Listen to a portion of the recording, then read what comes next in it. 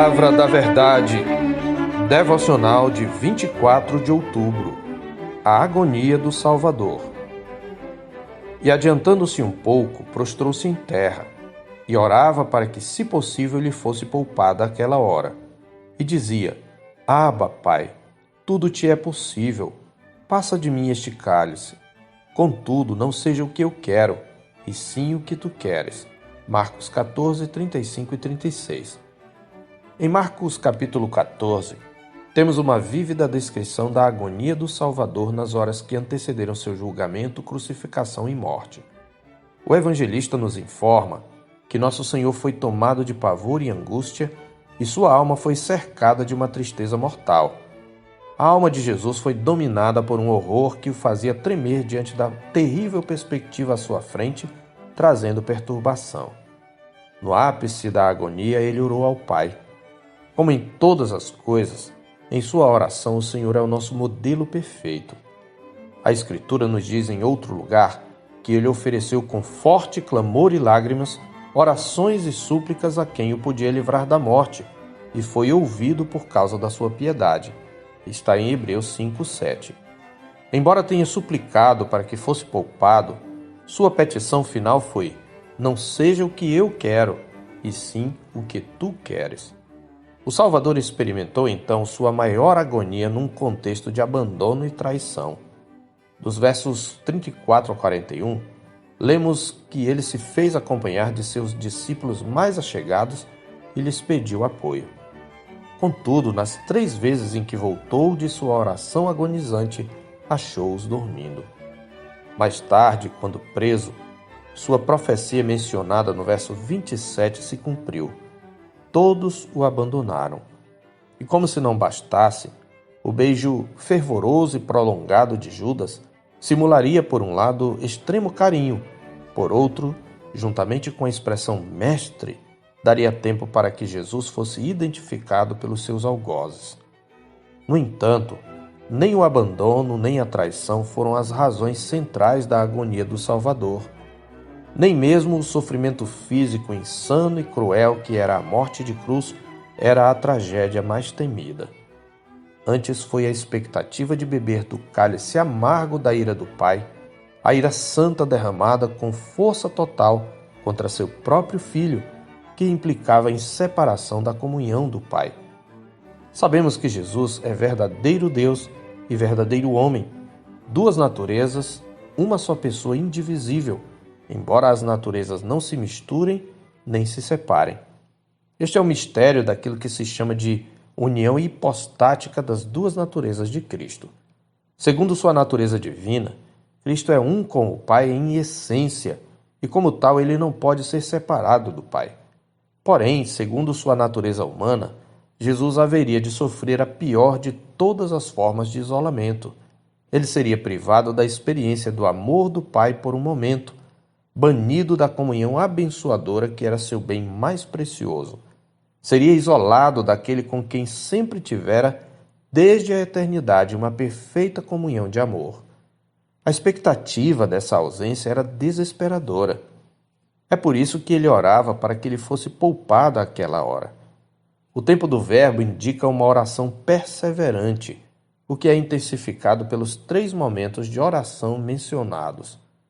Entretanto, mesmo que gozar da comunhão com o Pai fosse um anseio justo e legítimo, Jesus escolheu mortificar sua natureza humana, submetendo-se à vontade do Pai. Contudo, não seja o que eu quero, e sim o que tu queres, diz ele no verso 36. Essas palavras foram igualmente repetidas nos 3 períodos de oração. Alguns dias antes, por 3 vezes o Senhor já dissera a seus discípulos que lhe era necessário sofrer. Porque o único justo jamais visto sobre a terra precisava passar por tal agonia?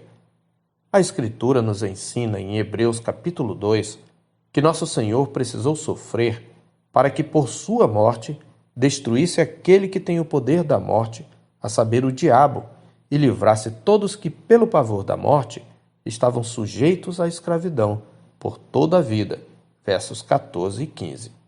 No mesmo capítulo, a Escritura nos explica ainda que convinha que, em todas as coisas, se tornasse semelhante aos irmãos, para ser misericordioso e fiel sumo sacerdote nas coisas referentes a Deus, e para fazer propiciação pelos pecados do povo, pois naquilo que ele mesmo sofreu, tendo sido tentado, é poderoso para socorrer os que são tentados.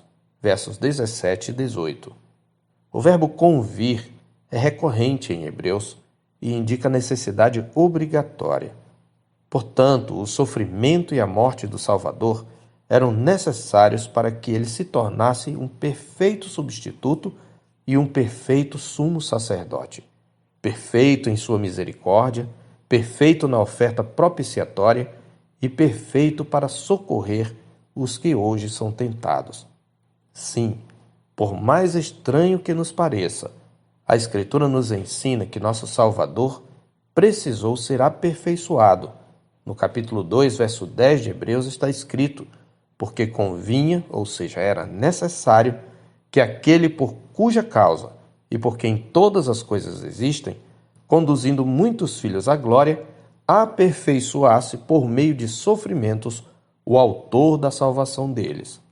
A humanidade de Jesus foi vivida em toda a sua plenitude. E como verdadeiro homem, ele também precisou crescer, embora seu crescimento tenha sido perfeito, sem deslizes, de um estágio de perfeição para outro. Quando saiu do Getsemane, após horas de luta, o nosso Senhor não estava mais em agonia. Agora podia caminhar sereno para a cruz, pronto para submeter-se à vontade do Pai. Porque passou pela agonia, Cristo pode se compadecer de nós em nossas lutas e fraquezas, como está escrito em Hebreus 4,15. Porque não temos sumo sacerdote que não possa compadecer-se das nossas fraquezas. Antes foi ele tentado em todas as coisas, à nossa semelhança, mas sem pecado. Essa verdade é um encorajamento para que, como nos convida o verso 16, nos acheguemos confiadamente junto ao trono da graça, a fim de recebermos misericórdia e acharmos graça para socorro em ocasião oportuna. E não somente isto, porque nosso Salvador passou pela agonia, podemos também, mediante o poder do Espírito, fazer conforme nos exorta a palavra de Deus em Hebreus 12, de 1 a 3.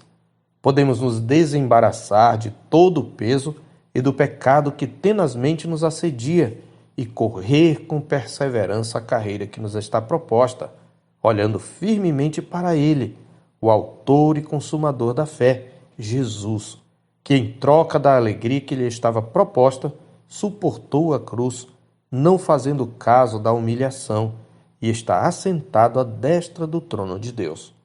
Consideremos, pois, atentamente aquele que suportou tamanha oposição dos homens contra si mesmo, para que não nos fatiguemos desmaiando em nossa alma.